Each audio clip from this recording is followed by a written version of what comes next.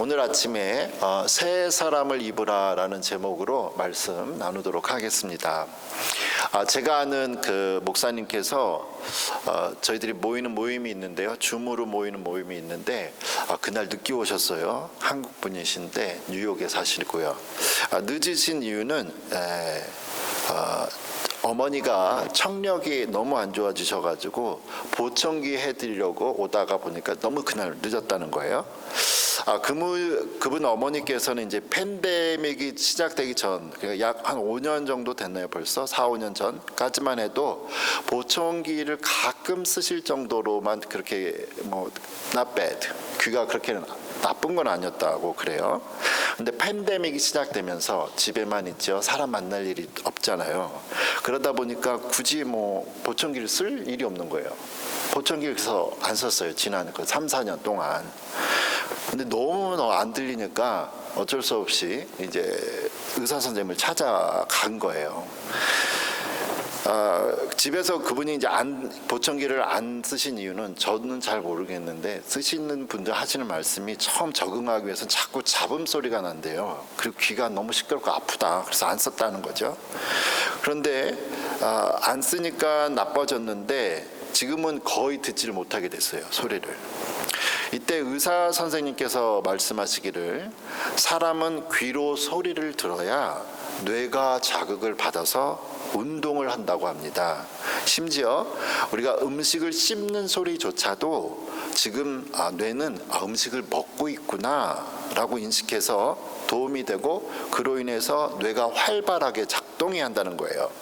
하지만 아무런 소리도 듣지 않으면 뇌가 자극을 받지 못해서 뇌가 점점 굳어지고 단순히 청각 기능만 아니라 전반적인 노화도 빨리 진행된다고 설명을 하셨답니다. 그러면서 의사 선생님이 하시는 말씀이, 이제 보청기를 사용했을 때는 잡음이 들려서 귀가 아프겠지만 그래도 계속 쓰셔야 된다고 신신당부하셨다고 그래요. 제가 이 이야기를 듣고 우리 몸뿐만 아니라 우리의 영혼도 우리가 그냥 내버려 둔다면 지금은 편할 수 있어도 결국에는 상태가 더 나빠지겠구나 라는 생각을 했습니다.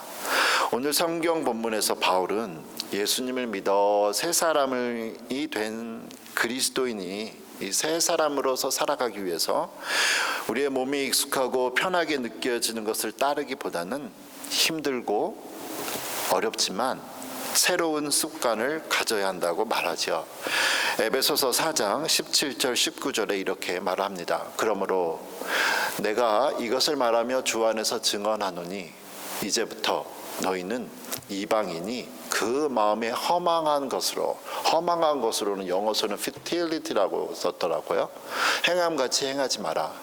그들의 총명이 어두워지고 그들 가운데 있는 무지함과 그들의 마음이 굳어짐으로 말미암아 하나님의 생명에서 떠나 있도다.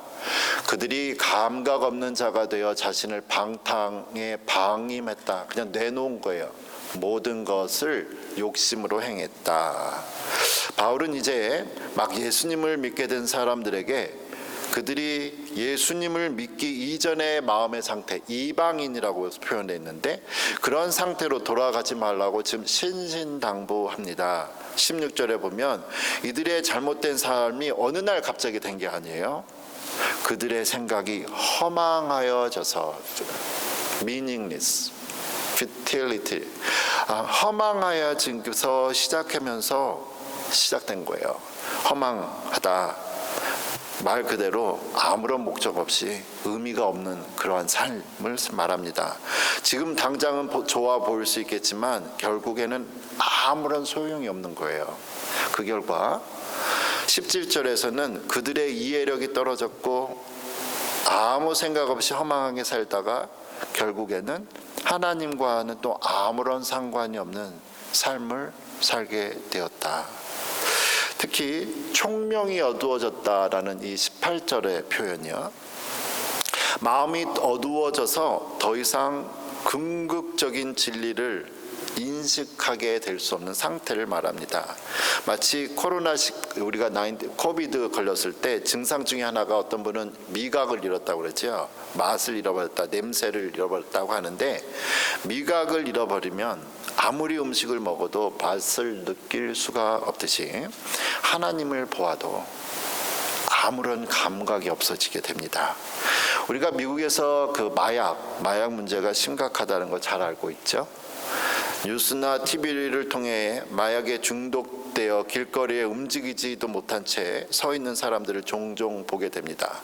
저도 시카고에 갔다가 사람이 안 움직이고 있는 거 보고 깜짝 놀라서 저도 왜 이러지? 이게 펜타닐이었더라고요. 그들이 그렇게 된 것은 단지 어느 날 처음 마약을 시작해서 바로 그렇게 된 거 아니잖아요. 여러 가지 이유로 시작된 마약 사용이 걷잡을 수 없이 진행돼서 결국 그들을 그렇게 만든 겁니다. 이처럼 우리도 이 세상의 헛된 꿈과 욕망에 빠져서 살아가면서 그것이 얼마나 무의미한지를 깨닫지 못할 때가 있죠. 그러다가 결국에는 후회의 한탄 소리, 그게 다 쓸모없는 거였구나 하고 말합니다. 구약 성경에 전도서라는 책이 있습니다. 전도서의 저자는 자신이 이 세상에서 가장 부유하고 지혜로워서 돈과 권력으로 해보지 않은 일이 없다고 말합니다.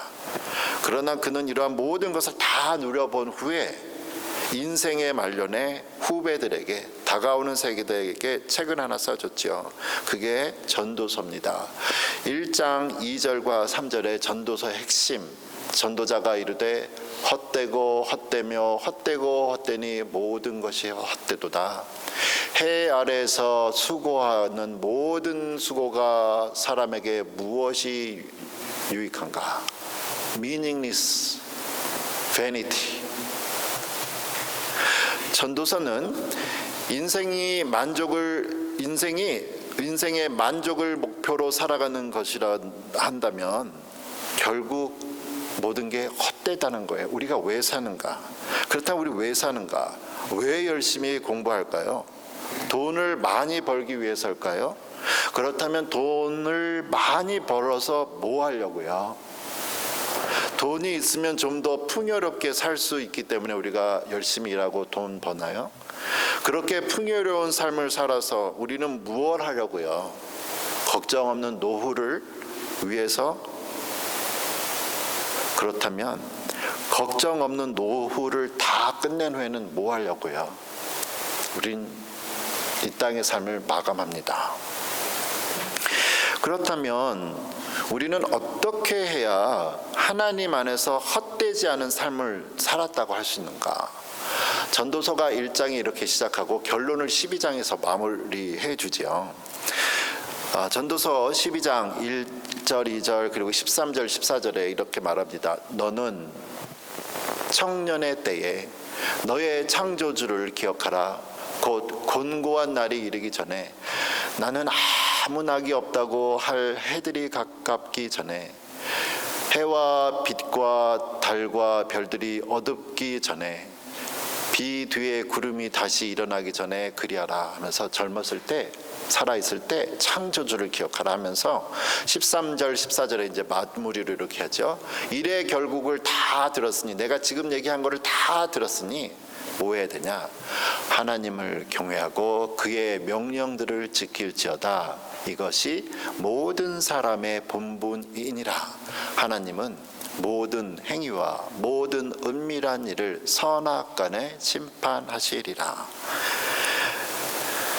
여기서 하나님을 경외하고 하나님의 말씀을 지킨다는 것은 지금 내가 하는 일들을 소중히 여기며 그 일 속에서 나의 돈과 명예를 위한 삶뿐만 아니라 하나님을 위해서 살라고 말을 하는 거죠. 그래서 하나님께서 우리 주변에 주신 어렵고 힘든 이들에게 사랑을 나타내는 삶을 살라고 말을 하고 있습니다. 사람들이 자기만을 위해 살게 된다면 결국 그것은 진정한 삶이 아니며 멸망에 이르는 길이라. 그래서 성경은 구약 시대부터 하나님의 마음을 품고 살아가라고, 사람들에게 하나님의 마음을 품고 살아가라고 계속 말하고 있습니다. 바울이 오늘 에베소서 4장 20절 24절에서도 또 계속 이야기를 하죠. 오직 너희는 그리스도를 그같이 배우지 않았다. 네 마음대로 살지 말라는 거예요. 21절에 진리가 예수 안에 있는 것 같이 너희가 참으로 그에게서 듣고 또한 그 안에서 가르침을 받았을진데 너희는 유혹의 욕심을 따라 썩어져가는 구습을, 옛날 습관들을 따르는 옛사람을 벗어버리고 오직 너희의 심령이 새롭게 되어 하나님을 따라 의와 진리의 거룩함으로 지으심을 받은 새 사람을 입으라. 이제 예수님을 믿게 된 사람은 이전에 살던 삶의 방법들, 생각을 이제 그만두고 예수님을 믿는 사람답게 살아가는 법을 배워야겠죠. 그러나 이 새로운 삶의 방식을 배우고 적용하는 것은 또 쉽지만은 않습니다. 왜냐하면 22절에 말하는 것처럼 유혹하거든요. 유혹의 욕심이 있기 때문에 쉽지만은 않아요. 그래서 우리가 예수님을 믿고 새 사람이 되었지만 우리는 여전히 우리 안에 옛사람과 생각과 가치관이 남아 있습니다. 이러한 부분들을 바꾸라고 말을 하는 거죠. 바울은 새 사람을 입는 것을, 사람의 변화를 더러운 옷을 벗고 새 옷으로 갈아입는 것으로 비유를 하고 있습니다. 그 누구도 이제 우리가 옷을 갈아입을 때, 새 옷을 입을 때 기존에 입던 더러운 옷 위에다 입지 않죠. 헌옷 다 벗고 새 옷을 입습니다. 당연하잖아요. 자동차도 오래 사용하다 보면 부품을 교체해야 됩니다. 정비사는 고장난 부품을 제거하고 새 부품으로 교체를 해요. 그렇게 하면 자동차 사용에 불편이 없죠. 새로운 사람이 되기 위한 가장 기본적인 건 뭐냐? 그러면 옛 것을 버리는 거예요. 옛 것을. 그래서 바울이 22절에 너희의 유혹의 욕심을 따라 썩어져 가는 옛날 습관을 벗어버려라 고 말을 하고 있습니다. 그러면서 벗었으니까 창피하잖아요. 뭘 입어야죠. 입는 게 뭐냐? 23절 24절에 오직 너희의 심령이 새롭게 되어 라고 하는, 마치 우리가 예수님을 믿으면 고장난 부품을 바꾸듯 옛 마음도 새 마음으로 쉽게 바뀌게 되고 더 이상 죄를 짓지 않는 삶을 살 수 있는 것 같습니다. 그런데 우리는 왜 매일같이 죄 때문에 괴로워하고 힘들어하죠? 제가 유튜브 쇼츠에서 봤는데요. 쇼츠 짧은 거 하나 봤는데 마약에 중독된 사람이 이렇게 얘기했습니다. 영화 쇼츠예요. 이 사람이 이제 뭐라고 말하냐면 마약 끊기 정말 쉬워요. 난 한 100번도 넘게 마약 끊었어요. 그래요. 이 말은 실제로 마약을 끊기가 쉽다는 뜻이 아니죠. 마약을 끊겠다고 결심했지만 며칠 하지 못하고 다시 마약을 찾는 일을 반복하는 것을 100번은 했다. 마약을 끊는 일이 그만큼 힘들고 어렵다는 겁니다. 좋지 않은 습관이나 생각들도 마찬가지죠. 한 번에 혹은 몇 번의 노력만으로 끝나는 것이 아니라 많은 노력과 훈련, 그리고 포기, 좌절, 낙심, 그리고 다시 일어남, 이러한 프로그램에 참여하는 또 실제적인 필요와 도움이 필요합니다. 23절에서 말씀하시는 너희의 심령이 새롭게 되어 라고, 새롭게 되어 라는 거, 새 옷을 입어라고 했는데 이것은 단순히 한 번 일회성을 나타나지 않습니다. 여기에서 사용된 이게 헬라어인데 원래 문법에 따르면 이 표현은 뭐냐면 성령에 의해 우리의 심령이 날마다 계속해서 같다는 거예요. 새 옷 갈아입어 있는데 그걸 우리가 365일 안 입죠. 또 옷 갈아입잖아요. 그래서 날마다 그런 거예요. 그래서 그런데 우리는 한국어 성경 요한일서 3장 9절 때문에 우리가 지금 항상 헷갈려 하고 있습니다. 요한일서 3장 9절은 한국말 성경은 어떻게 번역이 되어 있냐면, 하나님께로부터 난 자마다 죄를 짓지 아니하니 이는 하나님의 씨가 그의 속에 거하며 그도 범죄하지 못하는 것은 하나님께로부터 났습니다. 이걸 보면 예수님을 믿는 사람은 이제 더 이상 죄를 지을 수가 없어요. 근데 우리는 매일같이 죄를 짓잖아요. 그래서 이거 빨리 이 부분을 한국 번역회에서 제대로 번역을 해줘야 되는데, 그게 이제 하나님께로부터 난 자마다 죄를 짓지 아니하니 하면서 이 부분이 이제 영어 표현에 있잖아요. No one who is born of God will continue to sin 이라는 거예요. continue to sin. 계속 짓지 않는다. 그래서 현대인의 성경이라는 다른 한글 번역판에 그냥 제대로 이제 헬라어 문법에 맞게 제대로 번역된 겁니다. 하나님의 자녀들은 계속해서 죄를 짓지 않습니다. 왜냐? 이것은 하나님의 씨가 그 사람 속에 있기 때문입니다. 그는 하나님께서 태어났으므로 계속 죄를 지을 수가 없는 것입니다. 그래요. 우리가 비록 구원을 받아 새로운 사람이 되었지만 여전히 죄를 지어요. 생각으로도. 하지만 이는 마치 아이가 막 태어났는데 온전한 사람이 아니죠. 온전한 사람이 되고 사회에 사람 구실하기 위해서 많은 시간과 노력, 그리고 실패와 좌절, 그리고 다시 일어남, 절대 포기하지 않는 게 필요하죠. 주변 사람들의 또 인내가 필요합니다. 예수님을 믿기 전과 후에는 분명한 차이가 있습니다. 예수님을 믿기 전에는 하나님을 기쁘시게 하지 못하는 일을 하면서도 양심에 꺼리낌이 없이 했어요. 그러나 이제는 예수님 안에서 하나님께서 그러한 일을 싫어하신다는 것을 알기 때문에 그러한 일을 하지 않으려고 노력하는 거예요. 유혹이 오는데 이러면 안 되는데 그러는 거죠. 그래서 이 거룩한 삶을 이루기 위해 우리는 쉬지 않고 낙심하지 않으며 계속 걸어가야 합니다. 그렇다면 우리가 속사람이 새롭게 되었다는 것을 어떻게 알 수 있죠? 바로 24절에 말씀한 것처럼 그 삶이 하나님을 나타내는 거예요. 하나님을 따라 의와 진리의 거룩함을 나타내는 사람이 되었습니다. 우리가 따라가며 배워야 할 것, 하나님을 따라, 하나님을 바라봐야 된다는 거죠. 우리가 부부는 서로 닮는다라는 얘기를 많이 듣습니다. 우리 여러분 부모님들 정말 닮았나요? 부부는 함께 먹고 마시며 같은 공간에서 생활하기 때문에 식성도 얼굴도 생각하는 방식도 닮아간다고 그래요.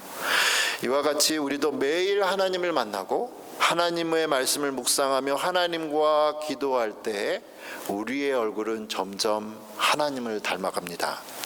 사람들은 눈에 보이지 않는 하나님의 모습을 우리를 통해서 보는 거예요.